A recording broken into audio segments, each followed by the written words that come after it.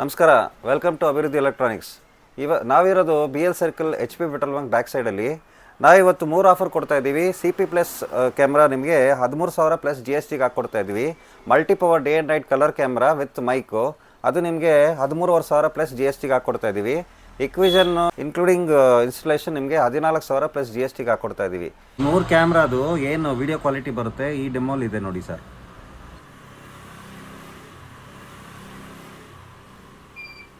ಇದು ಪ್ರಮೋಷನ್ಗೆ ಮಾತ್ರ ನಾವು ಮಾಡ್ತಿರೋದು.